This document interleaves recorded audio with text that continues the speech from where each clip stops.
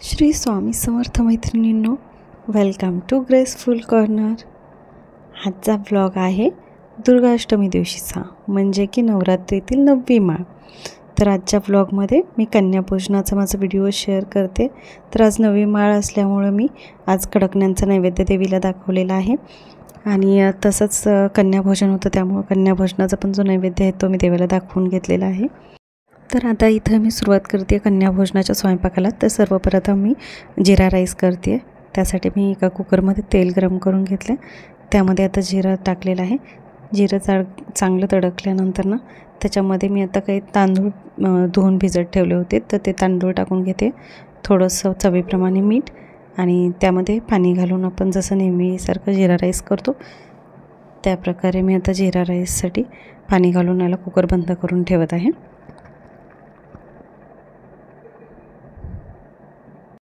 आता याच्यानंतर मी काळ्या चण्याची भाजी करणार आहे। तर त्यासाठीची माझी पूर्वतयारी अशी की मी रात्रभर भिजवलेले चणे कुकरच्या 2 ते 3 शिट्ट्या घेऊन शिजवून घेतलेले आहेत। आता लागणारं साहित्य आहे बॉईल करून घेतलेले काळे चणे, बारीक चिरलेला कांदा, कोथिंबीर, बारीक चिरलेलं टोमॅटो, फोडणीसाठी जिरं, आलं लसूण पेस्ट, हळद, मीठ, त्यानंतर धण्याची पावडर लागणार आहे, गरम मसाला, थोडंसं छोले मसाला आणि लाल तिखट। तर अशा प्रकारे पूर्वतयारी मी करून आधीच घेतली होती। आता चला आपण करूया फोडणी। फोडणीसाठी एका जाड कढईमध्ये आपल्याला तेल घालायचं आहे, त्याच्यामध्ये जिरं टाकायचं आहे। जिरं थोडंसं तडतडल्यानंतर मी त्याच्यामध्ये टाकून घेत आहे आता कढीपत्त्याची काही पानं, आणि माझ्याकडे तमालपत्र नव्हतं, तमालपत्र असेल तर आपण घालू शकतो तमालपत्र पण। इथं मी आता कढीपत्त्याची हिरवी पानं घातलेली आहेत। त्याच्यानंतर भरपूर असा बारीक चिरलेला कांदा मी वापरते।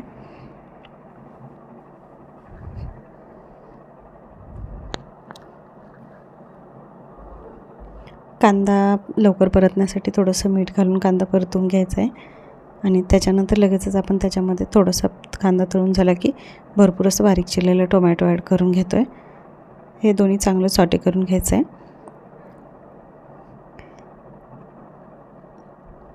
दोन्ही चांगलं परतवून झालं की आता मी ह्याच्यामध्ये थोडेसे मसाले आणि आलं लसूण पेस्ट असं ॲड करून घेते।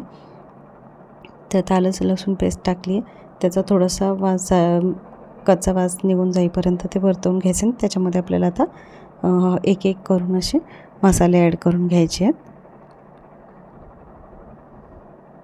त्यात सर्वप्रथम टाकलेली आहे मी धनेपूड, त्याच्यानंतर गरम मसाला, त्यानंतर टाकतो आहे आपण थोडासा छोले मसाला, हळद, लाल तिखट, तुम्ही किती तिखट खाता त्या प्रमाणामध्ये, त्यानंतर थोडंसं मीठ, कारण मीठ आपण चणे बॉईल करताना पण वापरलेलं आहे।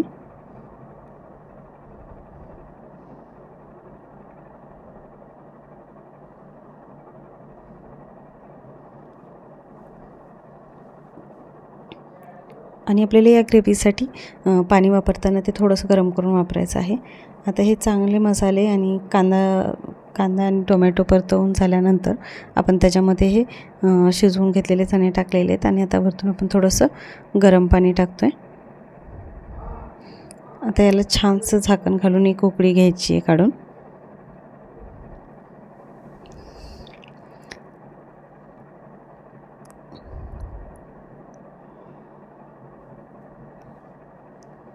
चणे आपण अगोदरच शिजवून घेतलेले होते, त्यामुळे त्यांना जास्त बॉईल करत बसायची गरज नाही।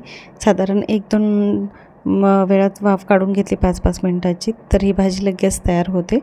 आता याच्यावरती आपण मस्तपैकी हिरवीगार बारीक चिरलेली कोथिंबीर टाकून हे एका साईडला ठेवून देतो आहे। आता यानंतर मी केली होती तांदळाची खीर नैवेद्यासाठी गोड म्हणून, आणि देवीला तसंही कन्याभोजनाला काळ्या चण्याची भाजी, खीर, पुरी, भात असा नैवेद्य असतो, तर मग मी ते करून घेतलेले।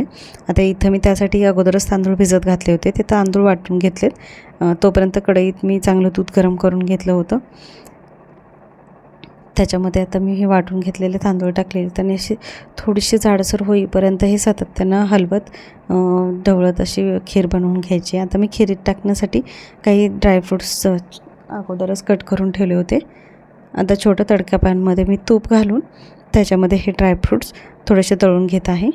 तोपर्यंत आपली इकडं खीर घट्ट झालेली असते थोडीशी।